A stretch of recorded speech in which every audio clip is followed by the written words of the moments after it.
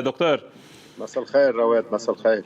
اليوم أهل السلطة عم بيرحبوا كلهم بالمبادرة الفرنسية، أنتم كمواطنون ومواطنات مع أو ضد لهالمبادرة؟ خيي هذه آخر حلقة إن شاء الله يضل في أو تي في. أنا الليلة بحب من خلال الأو تي في خاطب بالشخصي ميشيل عون رئيس الجمهورية، إذا بعد في ناس بيخبروه شو عم بيصير على الأو تي في. البلد عم بينتهي. من 10 سنين اختلفنا جديا، لأنه كنا متفقين أنه بدنا نفجر التركيبة الطائفية من الداخل. غير رأيه ميشيل عون بوقتها واعتبر أنه في حاجة بظرف الإقليمي اللي كان قايم وقتها أنه يبرز زعيم مسيحي، وهذا بيوصل لرئيس الجمهورية.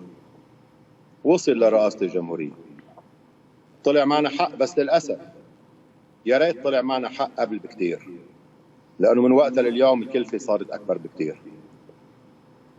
بقول له أنه هو غلط واضح.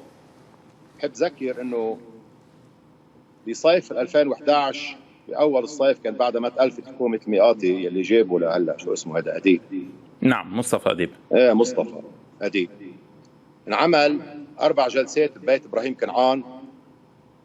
كنت أنا وجبران بسيل وإبراهيم كنعان وألان بفين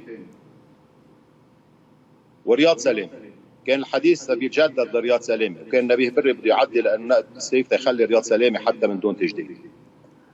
بخلال ال4 جلسات كل الحديث كان إنه التفليسة حاضرة حاصلة حكما، وإنه في اشتراطات لنقبل نجدد لرياض سليمة. شغلتين: أول شيء إنه ينحط آليات لرصد أسبوعي لبل يومي لمؤشرات معينة، ولما هالمؤشرات المعينة توصل لنقاط خطر بيكون مسبقا في إجراءات استثنائية بدها تتاخد لإدارة الانهيار بعد ما يكون اتاخد إجراءات استباقية تما نوصل لهون، وبالتفصيل هذا موثق وفي محاضر. نعم.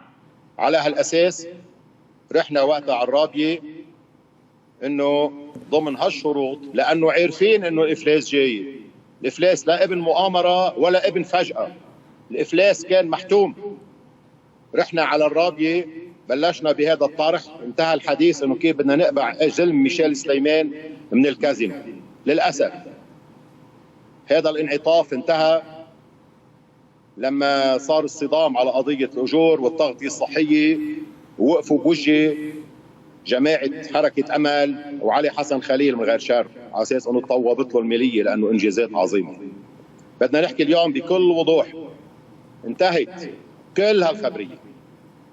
نحن اليوم ما نضحك على بعض، لا في حكومة بهالبلد ولا في إدارة ولا في قضاء ولا في مجلس نواب ولا في دستور. المهم يضل في ناس، يضل في شعب، مش كلهم يهاجروا. صحيح. بقى اللي العالم صغير وبعدهم عم بيحكوا لي عن الحكومة، هودي يا مش فاهمين شيء يا مجرمين أو اثنين سوا.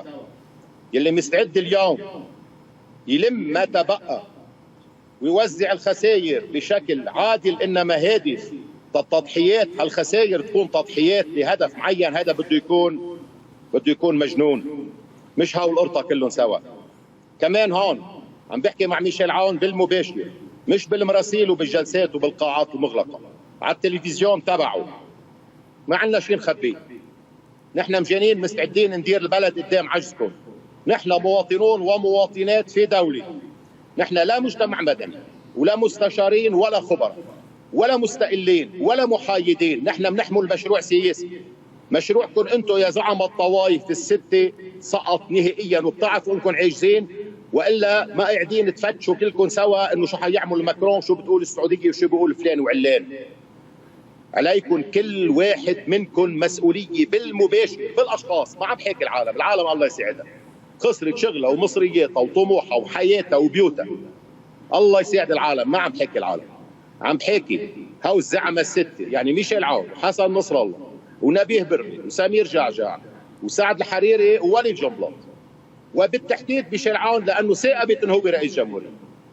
اليوم الحديث الوحيد هو هل رح تتجرأوا تقروا بعجزكم وتتفادوا خطر يمكن يطالكم انتم، بس المجتمع اكيد رح يطاله، وتنظموا انتقال السلطه لدوله مدنيه بتتعامل مع الطوائف كحاله قصور في المجتمع.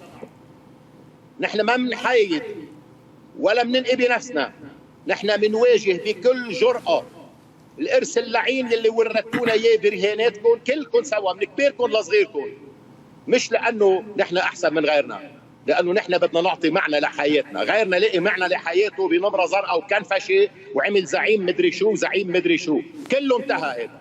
نحن معنى حياتنا انه كل التضحيات اللي عشناها من ايام الحرب لليوم ما تروح سطلنه وهريبه.